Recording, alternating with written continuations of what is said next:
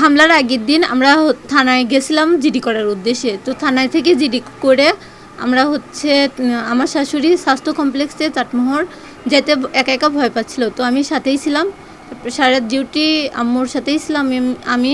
72 ঘন্টা moisture lock সমৃদ্ধ lily body wash, শিয়া বাটারের goodness skin repair করে রাখে সফট ও গ্লোয়িং। আমার কাছে যেটুকুন মনে হয়েছে যে পুলিশের যে কমতি, এখানে পুলিশের কিছু কমতি আছে, যে এখন পর্যন্ত আসামিটা ধরা পড়লো না, এটা কেমন কথা। তারপরে সে একজন সেনা সদস্য, এবং সবচেয়ে কষ্টদায়ক জিনিস হলো যে সে কর্তব্যরত নার্স, ডিউটি অবস্থায় তাকে এই নেক্কারজনক ঘটনা ঘটানো হয়েছে। এ পর্যন্ত আমরা এর দৃষ্টান্তমূলক শাস্তি চাই এবং বিচার চাই, উনি ধরা পড়ুক যেভাবেই হোক। এটা খুবই স্পর্শকাতর, যেহেতু ডলি পারভিন একটা স্বাস্থ্য কমপ্লেক্সে চাকরিরত অবস্থায়, ডিউটিরত অবস্থায় এই ধরনের ঘটনা ঘটেছে।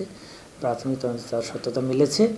এ বিষয়ে আমাদের থানায় একটা মামলা রুজু হয়েছে এবং এর বিরুদ্ধে আইনানুগ ব্যবস্থা প্রক্রিয়াধীন রয়েছে।